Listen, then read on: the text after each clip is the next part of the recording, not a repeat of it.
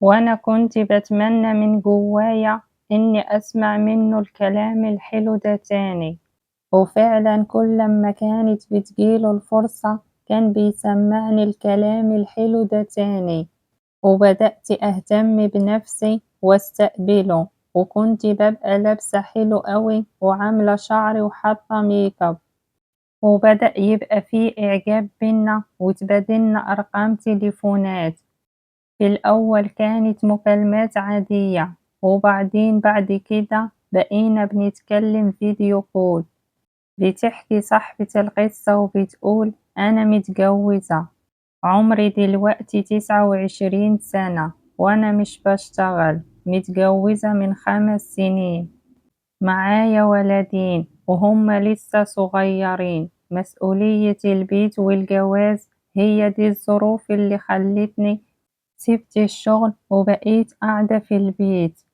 جوزي كان زميلي في الشغل اللي أنا كنت باشتغل فيه قبل الجواز، وإحنا الاتنين كنا موظفين في شركة واحدة، وكان في بينا قصة حب كبيرة جدًا قبل ما نتجوز، لكن الجواز عن حب ما يضمنش السعادة في الحياة الزوجية أبدًا. يعني أنا حاليًا متجوزة من 5 سنين عن حب، ومش سعيدة مع جوزي خالص. بيني وبين جوزي مشاكل زوجية كتير جدًا، وحصل ما بينا مشاكل كتير أوي في ال5 سنين جواز، وكل شوية أنا وجوزي بنتخانق مع بعض، وأسيب له البيت وآخد ولادي وأروح أقعد في بيت بابا زعلانة، وبعد كده جوزي ييجي يصالحني ويتأسف لي ونرجع البيت أنا وولادي تاني، وكل شوية الموضوع ده يتكرر. وسبب المشاكل مع جوزي إني كل شوية بالاقيه عامل علاقة بواحدة شكل، وده بالرغم إنه أنا كنت جميلة وحلوة وزوجة محترمة وواخدة بالي كويس أوي منه ومن نفسي ومن أولادي وبيتي، وكنت عاملة اللي عليا وأكتر. والفترات اللي كنت قاعداها زعلانة في بيت بابا من 5 سنين جواز يمكن تطلع أكتر من فترات اللي أنا قضيتها في بيت جوزي، وده بسبب المشاكل اللي بيني وبينه. وأنا كان ليا أخ واحد بس أصغر مني بكتير، أخويا ده لسه بيدرس في المدرسة في مرحلة إعدادي، وكان في مدرس بييجي يدي لأخويا درس في البيت عند بابا، وكان المدرس ده بييجي لأخويا مرتين في الأسبوع.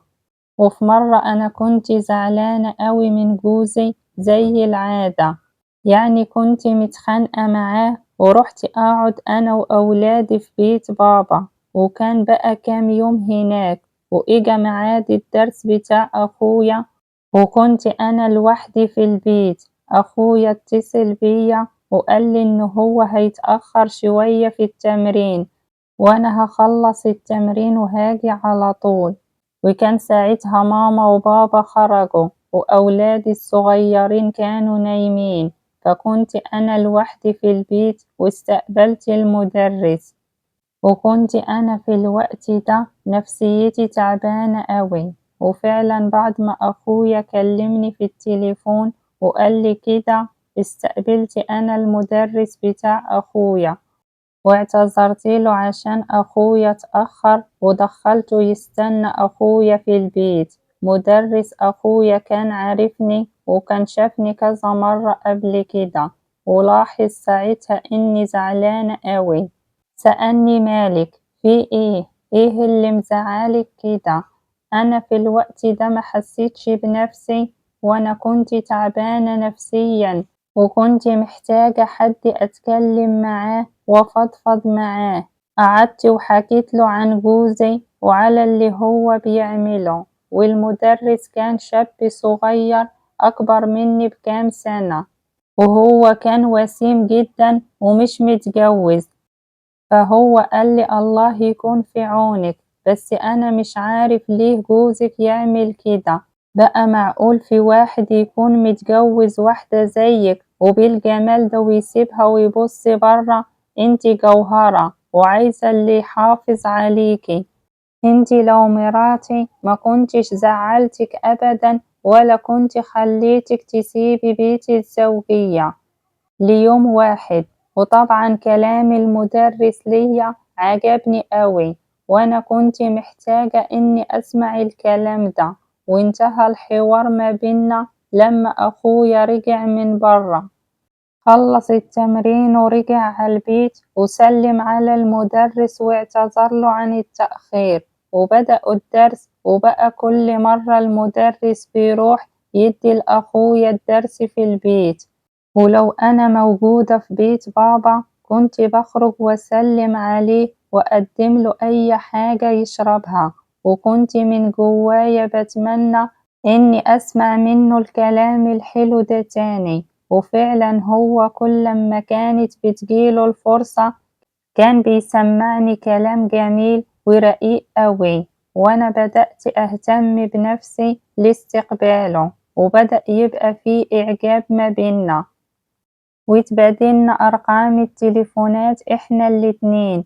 في الأول كانت مكالمات عادية، وبعدين بعد كده بقى شات وفيديو كول، وبعدها بقينا بنخرج سوا إحنا الاتنين، لحد ما في يوم أنا كنت قاعدة لوحدي في بيت بابا، وبابا وماما كانوا في الشغل ساعتها، وكانوا بيقضوا وقت طويل جدا في شغلهم، لأن هما الاتنين كانوا دكاترة. وكان برضو ساعات أخويا في التمرين، والمدرس جه في ميعاد الدرس وأخويا اتأخر عليه، وأنا والمدرس كنا مبسوطين ساعتها إنه أخويا اتأخر وإنه هو مش موجود في البيت. أنا والمدرس كنا لوحدنا في البيت، وولادي كانوا صغيرين عمرهم 2 سنين، كانوا قاعدين في الأوضة التانية بيتفرجوا على الكرتون. وحصل اللي حصل ما بينا ومحسيناش بحاجة إلا لما أخويا رجع من التمرين بتاعه، والحمد لله إنه أخويا ما خدش باله من حاجة ساعتها. ودي كانت أول مرة أعمل كده في حياتي. لكن بعد كده اتكررت لقاءاتي بمدرس أخويا، يعني بقيت بجيبه البيت عندي بابا لما أخويا بيكون في التمرين قبل ميعاد الدرس بشوية عشان يلحق يقعد معايا قبل ما أخويا يرجع من التمرين. واستمرت علاقتي مع مدرس أخويا كام شهر، اللي أنا كنت على طول قاعدة في بيت بابا، وما كنتش برضى أروح مع جوزي لما كان بيجي يصالحني. وأنا حبيت المدرس أوي وقلتله أنا بفكر إني أطلب الطلاق من جوزي عشان أتجوزه هو، وساعتها رده كان مفاجأة ليا. أنا كنت فاكرة إنه هو هيفرح بكلامي وهيقولي طبعا اتطلقي ونتجوز، لكن أنا لقيته بيقولي ما تتطلقيش وبلاش الطلاق وخلينا كده زي ما احنا أحسن. أنا مش هقدر أتجوزك، أنا مش جاهز للجواز دلوقتي.